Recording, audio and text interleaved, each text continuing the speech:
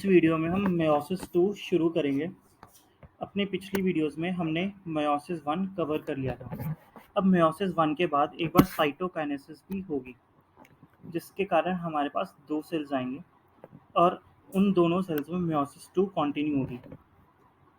तो meiosis 2 mitosis जैसी है और इसमें कुछ ज़्यादा समझाने वाला भी नहीं है, क्योंकि माइटोसिस में ही इसका ज़्यादातर कवर हो गया था। तो मेयोसिस 2 भी प्रोफेज 2 होगी, मेटाफेज 2 होगी, एनाफेज 2 होगी और टीलोफेज 2 भी होगी। तो प्रोफेज 2 से शुरू करते हैं।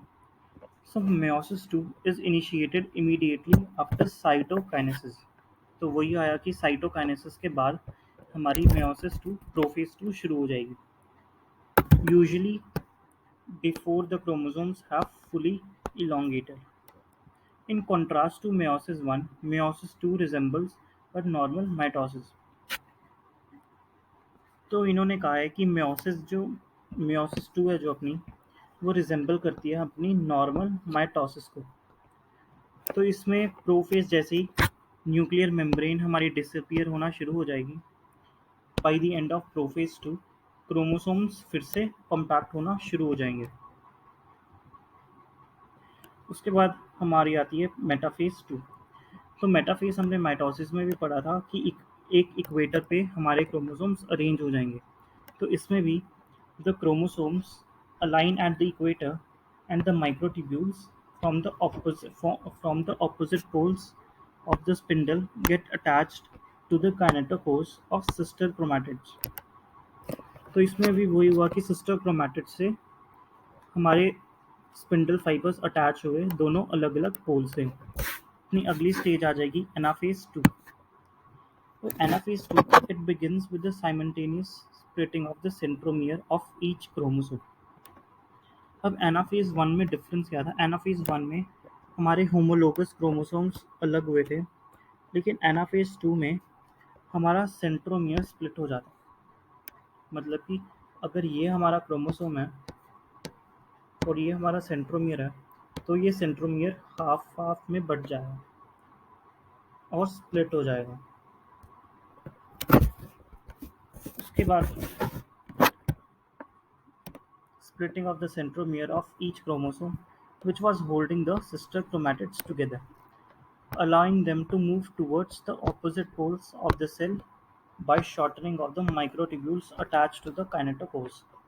वही है कि एक इस पोल से अटैच होगा और एक दूसरा इस पोल से, और ये बीच में से ऐसे डिवाइड हो जाएगा और इस माइक्रोट्यूब्यूल की लेंथ छोटी होती जाएगी, ताकि ये वाला इस पोल की तरफ मूव करे और ये वाला दूसरी पोल की तरफ मूव करे। अब अपना अगला टॉपिक है टीलोफेज 2 का। तो telophase 2 meiosis ends with the telophase 2, क्योंकि ये meiosis की लास्ट स्टेप है। इसमें दो groups of chromosomes once again get enclosed by a nuclear envelope। अब telophase is opposite of prophase, तो इसके फीचर्स उस प्रोफेज के उल्टे होंगे। इसमें न्यूक्लियर एनवेलप फिर से आ जाएगी और साइटोकाइनेसिस इसको फॉलो करेगी, जिसके कारण हमारे पास 4 सेल्स बनेंगे। कैसे? जैसे ये हुआ हमारा, अगर हमने सेल लिया तो मेयोसिस 1 के बाद हमारे पास 2 सेल्स आएंगे। उसके बाद मेयोसिस 2 के बाद ये सेल डिवाइड होगा, ये इसके 2 बनेंगे और ये सेल भी डिवाइड होगा और इसके भी 2 बन जाएंगे। तो ऐसे करके हमारे पास 4 हैप्लॉइड सेल्स आएंगे।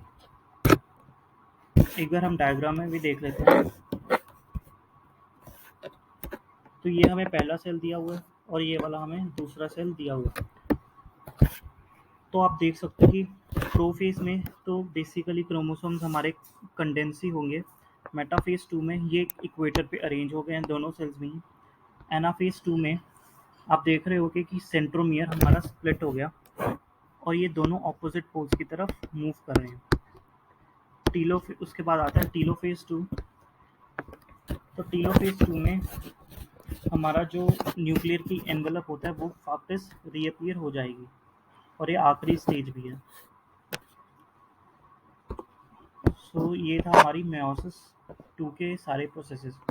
उसके बाद हम पढ़ेंगे सिग्निफिकेंस ऑफ मेयोसिस। अब meiosis is the mechanism by which conservation of a specific chromosomes number of each species is achieved across the generation in sexually reproducing organism. अब meiosis के कारण ही डिफरेंट ऑर्गेनिजम्स का क्रोमोसोम नंबर मेंटेन रहता है। मान लो कि इस सेल का क्रोमोसोम नंबर है 2n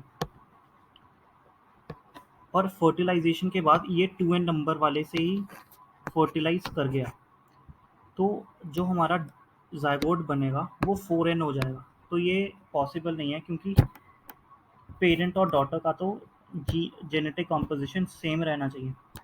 तो मेयोसिस इसमें हेल्प कैसे करता है? तो अगर किसी सेल में मेयोसिस हो रही है, 2n वाले सेल में मेयोसिस हो रही है, तो उसका जो सेल बनेगा वो n वाला बनेगा, और जो दूसरा गेमीट सेल मदर से आएगा वो भी n होगा, और ये वाला फादर से आएगा वो भी n होगा। जब ये दोनों फ्यूज़ करेंगे तो ये 2n बना देंगे। तो इससे हमारा जेनेटिक कॉम्पोजिशन भी सेम रही, इसमें भी 2n रही और इसमें भी 2n रही। Even though process paradoxically results in the reduction of chromosomes number by half, it also increases the genetic variability. अब ये जेनेटिक वेरिएबिलिटी कैसे इंक्रीज कर रहा है? हमने प्रोफेज 1 में पढ़ा था पेकाइटिन स्टेज। तो पेकाइटिन स्टेज में हमने क्रॉसिंग ओवर पढ़ी थी, जिसमें फादर और मदर के जो क्रोमोसोम्स थे उस पे जो उन पे जो जेनेटिक मटेरियल था वो एक्सचेंज हो रहा था, तो उसके कारण ही जेनेटिक वेरिएबिलिटी आई in the population of organisms from one generation to the next. Variations are important for the evolution. Variations important भी हैं क्योंकि variations evolution को lead करती है, ये एक organism को better बना देती है।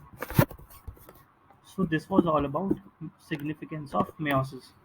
तो हमने अपना सेल डिवीजन वाला चैप्टर भी पूरा कर लिया।